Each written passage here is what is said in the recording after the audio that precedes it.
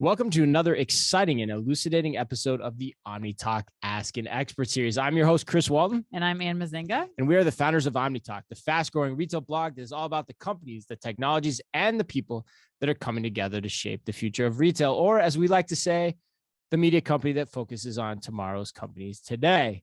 Today, we are turning our attention to a topic of ever-growing importance, and that is the changing dynamics of customer service in this ever-changing omni-channel retailing world, and particularly what it implies for how retailers should think about meeting their customers' needs across generations. Joining us today to speak on this very subject are Miranda Longo, Head of Industry Marketing for Retail and Consumer Goods at Talkdesk, and Antonio Gonzalez, the Head of Industries Research and Insights as well. How are you both doing today? We're doing so good and so pumped with all your energy. I love it. Doing great. Thank you for noticing. That's great. And Antonio, you have a very soothing voice from that. I like the podcast ready voice that you're bringing to the table here. Thank you. I've definitely heard that before. He knows it. He knows it. He knows it. He knows what he's bringing to the table. He knows it's good. Been honed. We're going to talk about some trends within Gen Z, but I want to know, who are we talking to today? Where do you both fall on the spectrum? Genesis, let's go with you first. Yeah, I'm curious. This is a tricky question. I've been having an identity crisis for the last couple of years because I used to be on the cutoff for I am Gen Z, and now I'm Zillennial. So depends on what range of ages you look at, but I'm a 1996 baby. So yeah. And I am also, that makes me, like they say at Talkdesk, the token Zillennial focused on social media. So I do work with brands like Aerie and others. So any questions about that? I'm also game. Yeah, you have to follow her on Instagram. I just started. And yeah, I love the photos. Yeah, there's lots of fun outfits and stuff too. Antonio, what about you? Where do you fall on the spectrum? Very solidly millennial. I think I'm right in the middle there. And I think I'm actually an interesting case study because of that. I think for most of my life, my reflex was to just pick up the phone because I figured that was the quickest, most direct way to get a hold of somebody. And over the past few years, I've kind of come around and realized, wow, there's a lot more options that actually work really well besides the phone. So right. Yeah. A recovering phone call center person. Yeah. Yes, I love it. And since we're keeping tabs at, I think we got to say what we are too. Yeah, so I was gonna say. What are you officially? Are you officially Gen X? I think I'm Zennial because I'm millennial and Gen X. Okay, so I'm on the border of those two. So you're like Zennial with an X, like Pennial or Zen. Yeah, I don't know how you say that, but yeah. So you're also part of the identity crisis crew. Yes, I'm part of the identity crisis crew. Yeah, you are. Yeah, you are. Yeah. Whereas I'm fully Gen X, right? Yes. Like, let's make no mistake. No. But I gotta admit though, like from Antonio's perspective, I never was a big fan of picking up the phone. Like I was, that's more introvert than I think extrovert. Like you're on the opposite of wise beyond. You're like old soul. You're like new soul. You just never wanted to get on the phone. Yes, exactly. Yes, I was a walking anachronism from birth, and that's right, exactly right. All right, well, all right. Enough of that. And before we get into our discussion though with these two, we just want to give you a quick reminder for those watching the early release of this interview live on LinkedIn with us right now. Please feel free to ask your questions of Genesis and Antonio at any time via the chat session window on the right-hand side of your desktop screen. All right, with all that housekeeping out of the way, and I think we should get to this. Let's do it. Okay, we alluded to it a little bit earlier, but I want you to set the stage for us. What is fundamentally driving the shift in consumer expectations around customer service? Like, what can we pinpoint it to? Is it personal preferences, age, demographic, Antonio? Technology. Yeah, technology. Antonio, I'm going to go to you first. You're the former Gartner guy here, so I want to hear the research right from the horse's mouth. Yeah, I'll caveat this is largely based on my opinion, but I would say that from what I've observed, my point of view is that really it comes down to the mainstream adoption of the internet since the 90s and just the impact that it's had on our relationships to information and how we use and access information to just be solving our problems on a day-to-day basis. By this point, I think for most everyone, for almost every need or issue we encounter in our day-to-day lives, there's a guide or somebody's already asked a question and there's already an answer posted somewhere on the internet. And so I think, increasingly we just expect to be able to find the right information to fix a problem and move on with our, I would say, increasingly busy lives. Yeah. No, I agree with that. And especially as you think of like the Zillennials, right? Or the Gen Z, I'm like lost at the words. But if you think about how we've grown up, it's not even a shift of expectations, more so now it's like brands realizing that they have to keep up with those expectations. But we've grown up. I mean, I've had a phone ever since elementary school, when instead of going to a library, we were encouraged to look up the answers on our computers, and going and asking our teacher or someone for help became a last resort. And so I think we've grown up with that. Like, you don't ask unless you have to. And we're so used to that accelerated pace of life that we do expect brands and the world to keep up. Well, that's what I was going to ask, because I was curious about that, because it's funny that you said that, because what I was going to ask you about was, it also feels like it's been a function of how we shop now, where it's not just that digital is more so pervasive in our life, but how we shop digitally and how that transaction ends up happening, which it happens much in the same way as what you described with your teacher example. Like, I don't need to ask the teacher. I can interact with this retailer the same way, or this brand the same way. And by default, then all of that happens. Am I thinking about that the right way? I mean, it seems like there's a there to me. We've been used to finding answers and doing the things we want as easily as possible, right? Without having to go again and ask, or go and ask a brand for help or anything. And so we want those fast, immediate type of interactions across the board. Yeah, and relating to that, I think it's interesting, you know, a lot of times I hear kind of the notion that Amazon is what's driving customer expectations in, you know, broadening array of realms. And, you know, I don't quite completely agree with that notion, just because, you know, Amazon themselves, you know, state as their mission to be the most customer centric, customer obsessed company on earth. And I think what they did was kind of tap into existing consumer behaviors and expectations and helped address that. And I think in doing that, they kind of amplified that for maybe a broader audience of consumers who weren't necessarily as digitally engaged in their day-to-day lives. And so I think they kind of have this like amplification effect. Oh, that's interesting. So, okay, so let's shift gears a little bit then. So I want to talk loyalty. Loyalty is a term that gets thrown around a lot. And quite honestly, I think Ann and I would both argue too often. We actually hear people talking about it probably too much, but you guys have a real interesting take on this from your research. So in your minds, what are the main drivers of loyalty as you guys define it? Maybe start with the definition there too. Yeah, definitely. So we actually, as you said, did some custom research on this subject. Just released last year a survey of 5,500 consumers, and we really wanted to understand what drove consumers to choose a brand as their go-to for a given need. That was how we defined it in the research for consumers. And when we asked them, you know, how many, when we asked them really what drove their loyalty, what we found was pretty clearly, and I think ties to what we just talked about, being able to just resolve an issue, whatever it is, wherever it may arise on first contact. That's the biggest thing that people just, at the end of the day, they want to solve a problem and move on with their lives. And that helps, you know, being able to do that well consistently, I think is what kind of drives a consumer back. They have that kind of faith that an issue that comes up, they'll have it fixed and they can move on. And when that's not there, that actually, on the flip side, we saw was the biggest underminer of loyalty as well. Having to repeatedly contact a company is the thing that is most likely to get to cause a customer to start to maybe look elsewhere and think about buying from another company.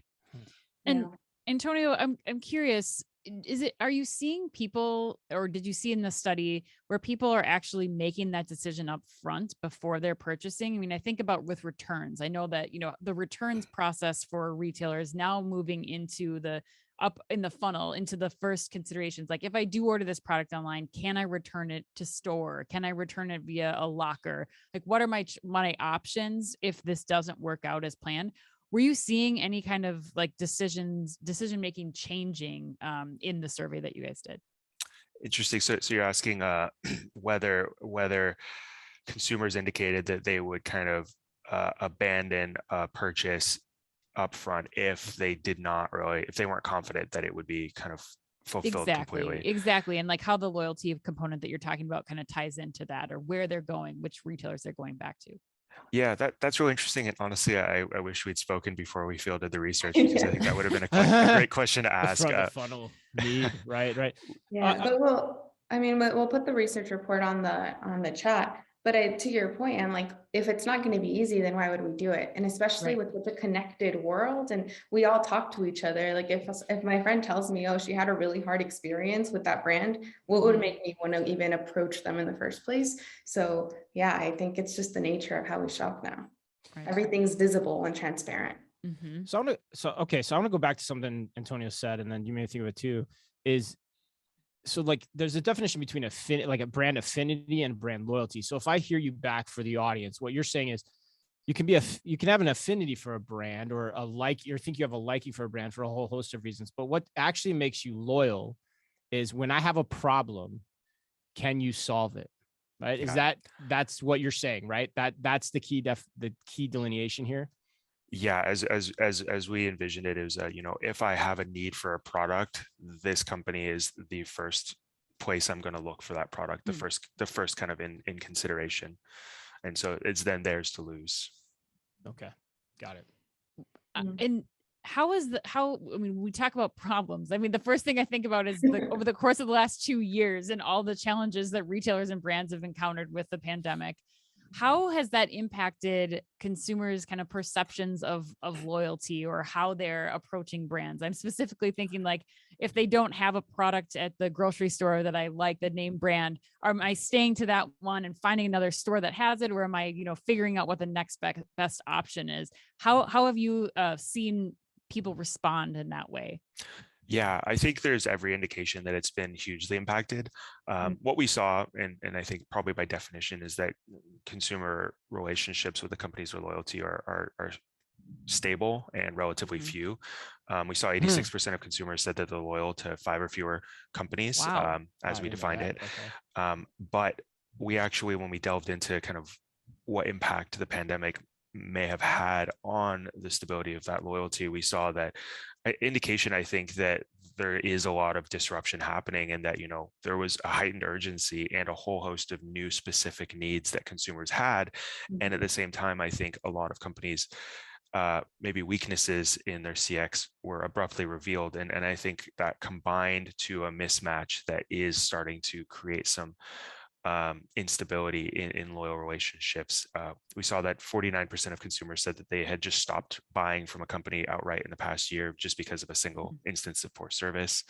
And 39%, to your point about something missing from the grocery store, 39% said that they had they had chosen an alternative company to buy from because of supply chain issues and because of absences of their chosen product from the company that they would have originally gone with.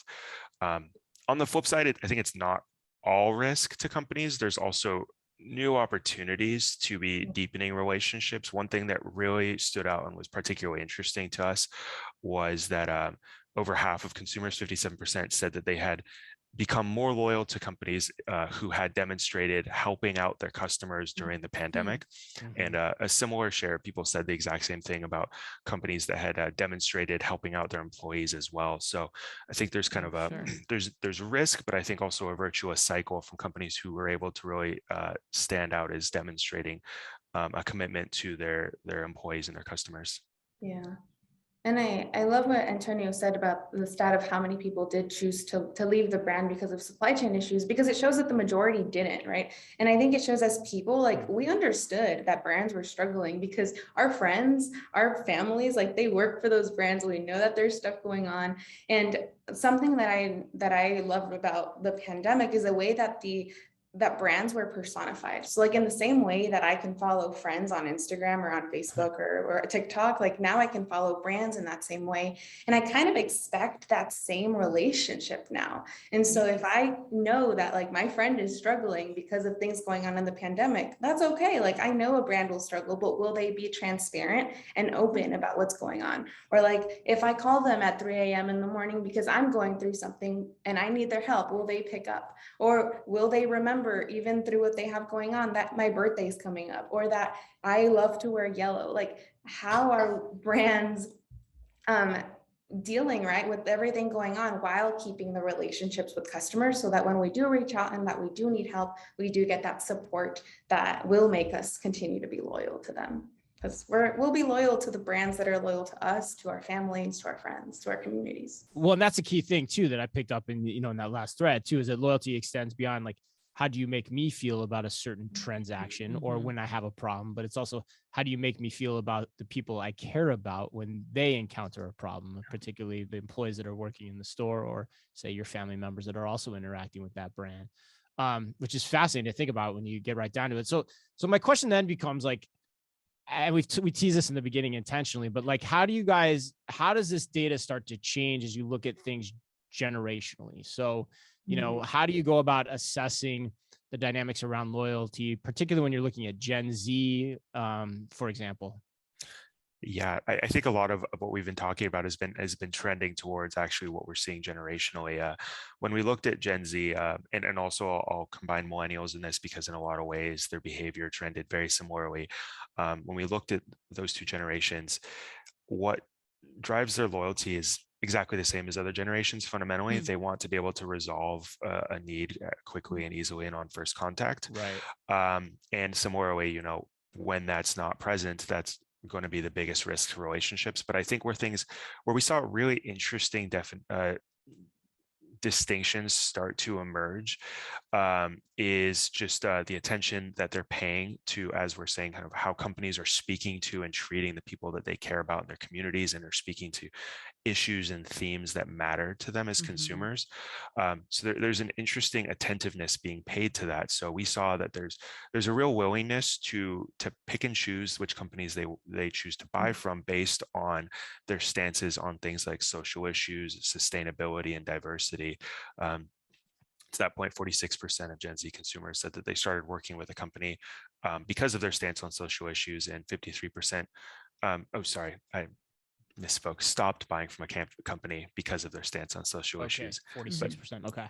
But 53% actually chose to start working with a company because of diversity in their customer service function. So I think increasingly we're seeing that while, the bread and butter needs to be there of solving issues quickly and easily and consistently, things are starting to spread beyond the context of individual service interactions alone. And I think starting to be thought of in a broader context of an overall relationship to the company, to what Hennessis was saying, how a company is speaking to their communities, their friends and families, the issues that they care about.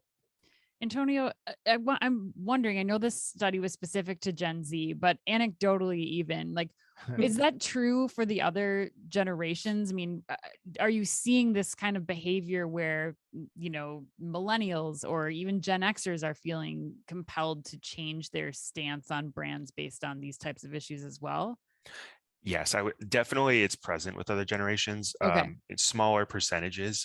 So it's about a quarter of boomers who will actually stop buying from a company because of their stance on social issues, and a little under a fifth when it comes to issues of sustainability. So there are segments of older generations. Very different. Yeah. Probably depends on the issue too. Right. But yeah, absolutely. And I like to add color to that, because take a look, imagine what like my social media feed looks like, right? Like I'm a Mexican immigrant, grew up in South Phoenix, went to Cornell, now live in Austin, and I'm in tech. Like there's a broad range of communities that I've been a part of, and they all feel a lot of ways about different topics and different causes. And so I do have if you scroll, you'll see a lot of people calling out brands, or a lot of people calling out each other to be more accountable and to know what are you wearing? Because now a post represents us, right? Every post on our feed or on our TikTok, it tells a story of who we are. And I think just like people used to say, you're the average of the 5 people you hang out with. Now it's like you're the average of the 5 brands that you're loyal to. And so what do those brands say about you? And there's a lot of pressure on us who do live very public lives on social to make sure that those brands are consistent to who we are. And we need the people that we're talking to at those brands to be able to communicate that well, and proactively with us. It's fascinating. Yeah, I didn't know you're from South Phoenix either. We have to talk about that after the show, because I'm from Phoenix too. That's fantastic. I love doing this show. I learn things new every day. Yeah. So you guys, what does this mean about the evolution then of how brands should be talking to their customers, and the evolution of what happens when you call and you do have a problem and you're looking for a solution. How is this kind of changing this idea of, I don't know, the contact center, for lack of a better word? Yeah, I think I hinted at this a little bit. It's moving beyond just the context of resolving an individual issue in the moment to kind of thinking more holistically about the consumer and the relationship to that company. And so I think this points to just a more strategic role for the contact center overall, thinking about not just the need in the moment, but who is this consumer? What have been their past interactions with me? What do they care about in their daily lives, and how can I speak to them as an individual? And so I think each interaction is an opportunity to not just solve a problem and move on, but kind of deepen that relationship over time. Yeah, I agree. And your question as to how they should be talking is like, they should be talking as friends. And we go back to the analogy I made about friends being available. Like at the end of the day, when you need a friend, you need to be able to get in touch with them, whether you call them or DM them or call their parents' house and ask where they're at. Like, regardless of how you get in touch with them, you know that you're going to reach them, and that when you do get in touch with them, that like they're going to help you, or they're going to give you advice, or they're going to tell you whether that looks good on you or not, or they'll tell you about a new product that came out that you are probably interested in because they know you, right? And that's the way that we need to be interacting with brands. Like regardless of where or how we reach out, do we know that that brand is going to be there for us, and to deepen that relationship with us at all times? And that's not happening in many occasions. Right. I mean, and we get right down to it too. Like that's got to put some implicit strain on our call centers as retailers too, to staff them correctly, to resource them correctly, to measure and benchmark them correctly. I mean, right. That's the to other train part, them. right? If you're going to be having a conversation as a friend versus how quickly can you solve the problem, get the person off the phone, which I think has been in the past such an important part of. Like, yeah. And the other thing I was going to say, it's not even just the phone anymore. I mean, I think when you get right down to what Antonio and Hennis are talking about is like, you're a friend across whatever medium that friend wants to interact with you in, right? And so I mean, it all sounds good in principle, but that's actually really challenging to do unless you're thinking about it the right way. So like, how should retailers think about what to do with their call centers and the people working them and in them and making them as successful as they can be? Yeah, I think it fundamentally comes down to the way that they view the contact center. And for so long, it's always been a cost center. It's always been a must have, but we don't really want to have it. It's kind of just there and cut the cost as much as possible because they don't see the value that it brings. I mean, if you also think about a traditional like call center, you probably think of somewhere outsourced, a building with a lot of phones in it. And that's just not, that doesn't meet the needs that we have now. And so if you think of, well, what is the contact center? Well, it's really like the heart of the brand now. It's out of which stem all the communications, all of the engagements. And to operate that, then you need people, all of your employees, to be equipped with like the tools to know who are the customers that are calling in, what are their previous interactions, are they a loyal customer? Maybe I should put them first in line if I have other ones, or maybe I should give them a way to get in touch with us automatically so that we can spend like our employees' time focusing on more valuable conversations, right? So it's figuring out how to empower the employees and see them as brand ambassadors, not just as contact center agents, and seeing the contact center as truly like the brand, the heart, the representative of your operations. So for you, Hennis, it really starts with the context shift in the retailer's mind. Like first and foremost, like treating this as like a revenue generating opportunity when you think about it long-term for loyalty versus the cost center activities that was traditionally there. Antonio, what would you add to that question? Yeah, I mean, I don't have a whole lot to add. That was a great reply from Hennis's, but I think from my perspective, I think also the contact center and the agents need to be brought into closer alignment with kind of overall consumer strategy and brought in alignment with other aspects of the organization. You know, one big example I think is marketing organizations. Agents should be equipped to be able to be aware of how the company is communicating, the messaging they're putting out. So for example, on things like social issues, that if they have a question about, to clarify that, you know, a statement that the company has made, that they're equipped to know what that statement was and being able to answer that effectively.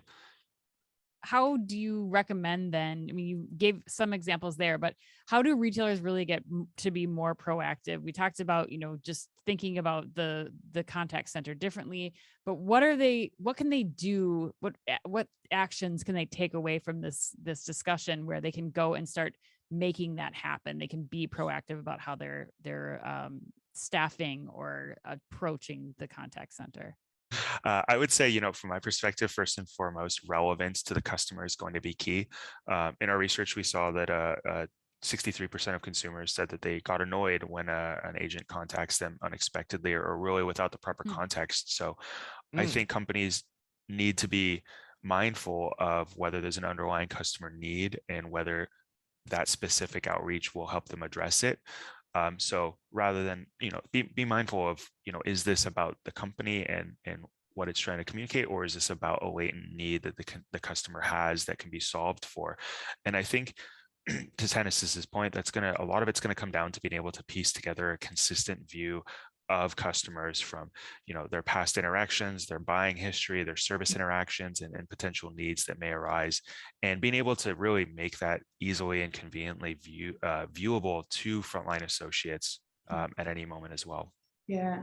And there's a lot of ways to be proactive, right? Like it could be as simple as even knowing what my name is instead of asking me, what is it? Or what are you calling about? If you already know who I am and my interactions or what I probably am calling about that thing that I just ordered, then that's even being proactive, or even being proactive and like breaking down the silos, like Antonio said, about between social media teams specifically and the contact center.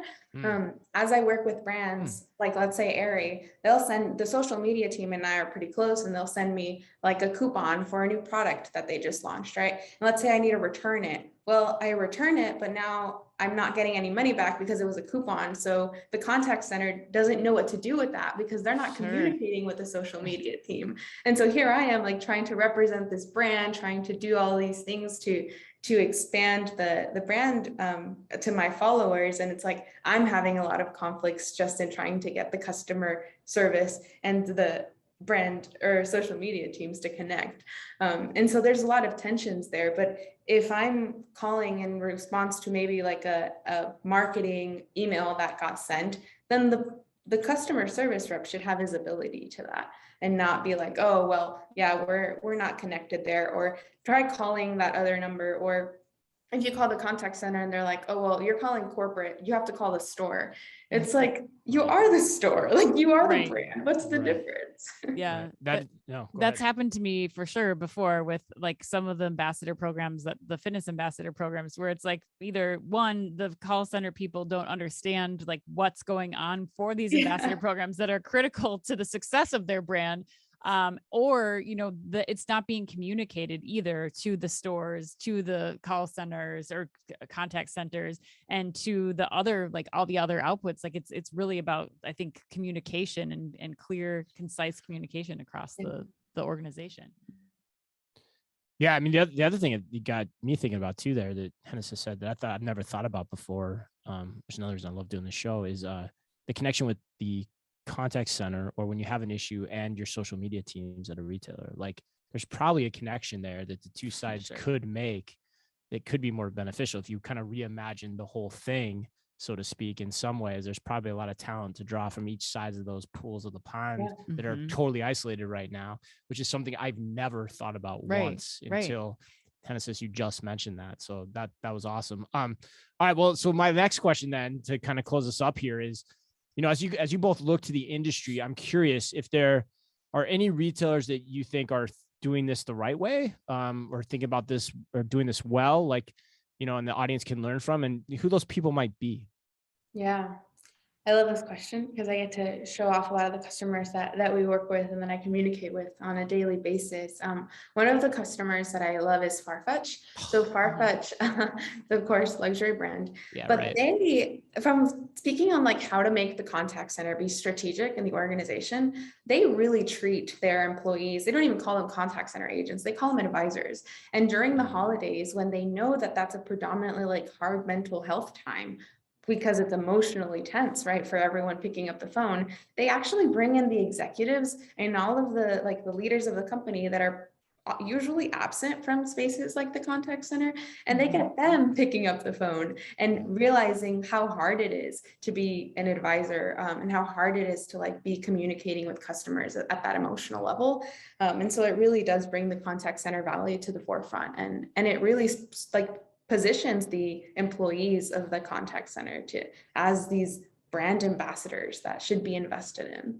So that's one example. That's a great point too, because I can remember from my days, heading up Target home merchandising, which was a plus $1 billion business online. And we never once interact with our call centers in the way you're describing, Genesis. Never once. Yeah, it shouldn't just be reserved for the holidays. Yeah. This is probably something you should be doing all more the time. often. Imagine all the data in there that could have helped you. Yeah. And it's probably also fun. It was probably a function of location at the time because things weren't cloud-based, the operations weren't set up that way dynamically like they are during the pandemic, and just a function of just everyone's comfort level and comfort zones that they were in. So yeah, it's a great point. Who else though? Yeah, another one is Tuft and Needle. Tuft and Needle is really committed to not just their employees, but their communities. And so I am actually a Tuft and Needle customer myself. And I did have an issue with the mattress that just wasn't what I expected. And, I call them up, I have incredible service, and they're like, why don't you donate that mattress to the charity or a family of your choice? And like bless them in that way. And I was like, everyone go buy from Tuft and Needle. I get 2 more matches.